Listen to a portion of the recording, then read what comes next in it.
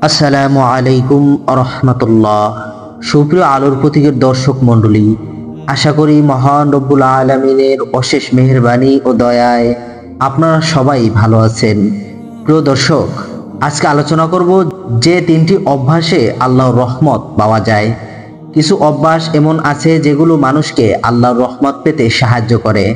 আজ আমরা এমন তিনটি অভ্যাস নিয়ে আলোচনা করব যেগুলো কারো মধ্যে থাকলে তার আল্লাহর রহমত পাওয়ার সম্ভাবনা বেড়ে যায়।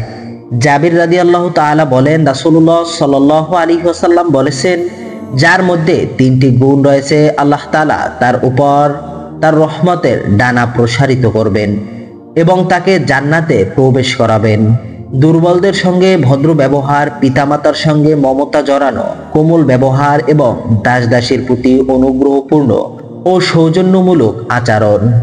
প্রিয় দর্শক, এই হাদিসের সনদের ব্যাপারে অনেকের মতবিরোধ থাকলেও এই অভ্যাসগুলো যে আল্লাহর রহমত পাওয়ার মাধ্যম, সে ব্যাপারে কোরআন হাদিসে আরো অনেক প্রমাণ পাওয়া যায়।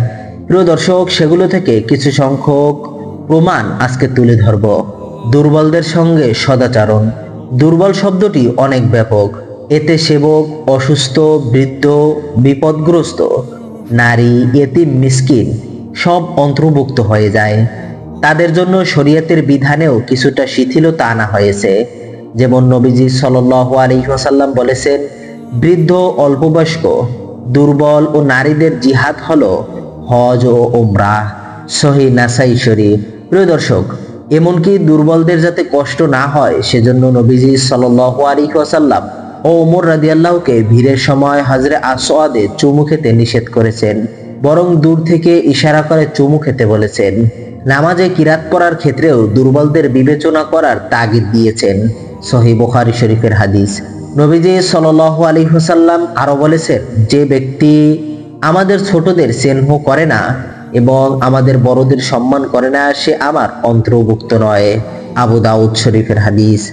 যারা দুর্বলদের সঙ্গে সদাচরণ করবে না, নবী করিম সাল্লাল্লাহু আলাইহি ওয়াসাল্লাম তাদেরকে নিজের উম্মত বলে স্বীকার করবেন না। নাউযুবিল্লাহ। অন্যদিকে যারা দুর্বলদের ভরণ পোষণে সচেষ্ট হবে, তারা জিহাদের সওয়াব পাবে। সুবহানাল্লাহ। অর্থাৎ আল্লাহর রহমতের দরজা তাদের জন্য খুলে যাবে।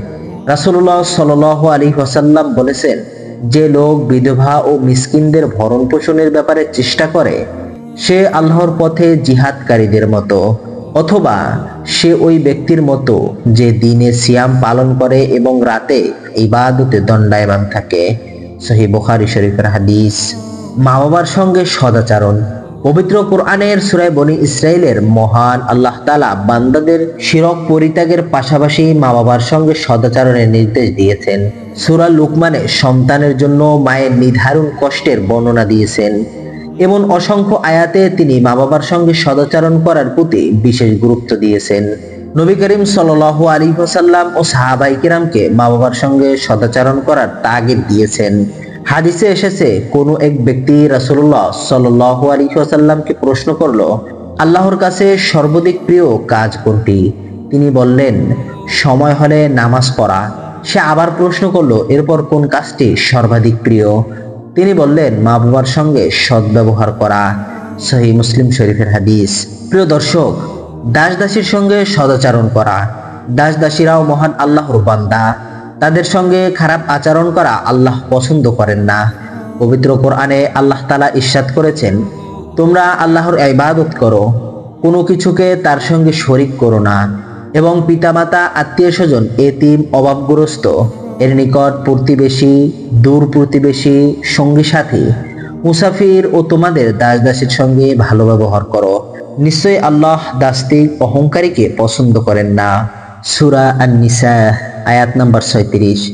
প্রিয় দর্শক, আর যারা মহান আল্লাহর আদেশ পালন করবে, তারা অবশ্যই আল্লাহর সন্তুষ্টি ও রহমত অর্জন করতে পারবে।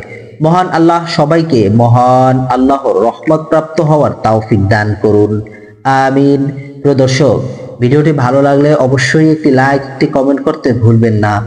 আর পরবর্তী ইসলামিক ভিডিও পেতে চাইলে এক্ষুনি আমাদের চ্যানেলটি সাবস্ক্রাইব করে রাখুন। আসসালামু আলাইকুম ওয়া রাহমাতুল্লাহ।